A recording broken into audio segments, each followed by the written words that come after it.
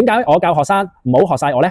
因為每個人嘅性格都係唔同噶嘛。上個月有個新嘅學生就走嚟問我，阿 Sir， 你用啲咩策略啊？我跟住你做咪得咯。我就同佢講咗一句，你要揾到一個適合你自己嘅方法啊。佢唔係好明，吓，你係導師喎，唔係應該跟你教我做嗰啲嘢咩？我就話佢知啦，我教咗10年，見過太多嘅學生啦，盲目跟住我做呢，結果都係輸到甩褲。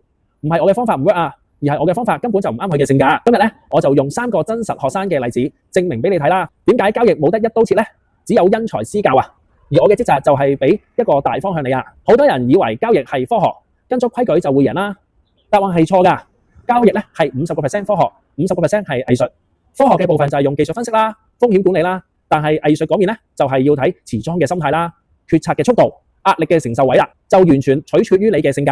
如果你嘅性格呢係比較急躁，但我逼你呢做長線投資呢，你會好痛苦咯。但係如果你性格係保守喎，我逼你做一啲短線嘅炒賣，你亦都會驚到瞓唔着喎。結果係點呢？策略係冇錯嘅，但你執行唔到呢，都係一樣輸錢。嚟緊3集我就會同大家分析唔同性格嘅投資者究竟要用啲咩方案應對呢？